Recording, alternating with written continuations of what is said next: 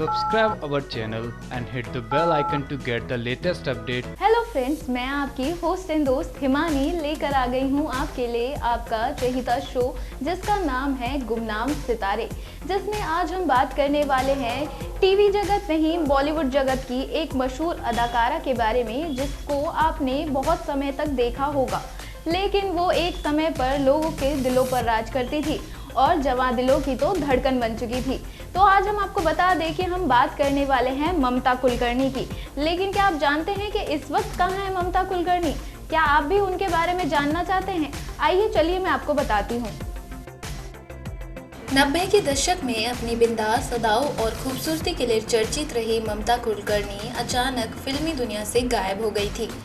गुमनामी के अंधेरों में गायब ममता का जिक्र उनकी फिल्में या गाने आने पर हो ही जाता है। ममता का जन्म 20 अप्रैल 1972 को एक मराठी परिवार में हुआ था। उन्होंने बॉलीवुड में 1952 में तिरंगा फिल्म से कदम रखा। इसके बाद वह आशिक आवारा में दिखाई दी थी। फिर वक्त हमारा है, क्रांतिवीर, करण अर्जुन, सबसे बड़ा खिलाड़ी, बाजी, घातक, चाइना गेट जैसी फिल्मों में काम करके उन्होंने काफ़ी नाम कमाया। 2002 में आई कभी तुम कभी हम के बाद उन्होंने बॉलीवुड को अलविदा कह दिया। 1993 में स्टारडस्ट मैगजीन में टॉपलेस फोटोशूट कराकर वह काफ़ी चर्चा में आ गई थी, जिसके लिए उन पर जुर्माना भी हुआ था। यही नहीं, चाइना गेट में काम करने को लेकर बड़ी खबरें उड़ी थी और एक छोटा राजन कहने पर उन्हें फिल्म मिल गई थी। हालांकि यह फिल्म फ्लॉप रही और सुपरहिट गाना छम्मा छम्मा भी उर्मिला के खाते में चला गया। ममता इस फिल्म में एक जरिए सीरियस इमेज दिखाने में की कोशिश नाकाम रही। शुरुआत में ममता अंडरवर्ल्ड के छोटा डॉन राजन से संबंधों की खबरों को लेकर काफ़ी चर्चा में आई थी, लेकिन कुछ समय बाद ही उनका नाम ड्रग्स की तस्करी करने वाले विजय गोस्वामी यानी विक्की के साथ जुड़ गया। उनके साथ वह दुबई और केन्या में जाकर रहने लगी और वह रह ही रही थी कि तभी उन्होंने एक चैनल पर यह कबूला कि उन्होंने विक्की के साथ शादी नहीं की है।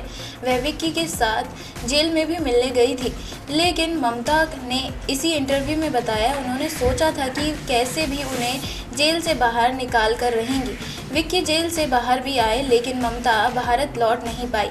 जिस वक्त विक्की जेल में थे, ममता ने अपने आप को ईश्वर की भक्ति में डुबो लिया।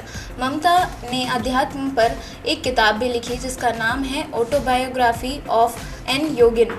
एक ऑनलाइन इंटरव्यू में बॉलीवुड को अलविदा कहने पर की वजह ममता ने यूँ कुछ बताई।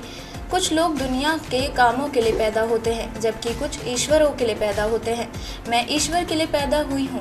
बॉलीवुड में वापसी के कहने पर उन्होंने ये बात कही, क्या घी को फिर दूध बनाया जा सकता है?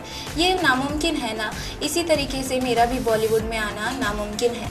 तो दोस्तों, ये थी ममता कुलकर्णी जो अभी देश को छोड़कर विदेश में जा बसी हैं, लेकिन अपने फैंस के दिलों में राज करती हैं, क्योंकि इनके गाने, इनकी मूवी और इनकी अदाकारी लोगों के दिलों में अभी भी बसी हुई है। तो ऐसे ही कौन से गुमनाम चेहरे के बारे में आप जानना चाहते हैं, हमें ज़रूर बताइएगा। हम आपको देंगे उससे जुड़ी सारी अपडेट। तब तक के लिए मुझे दीजिए इजाज़त। Take care and bye bye.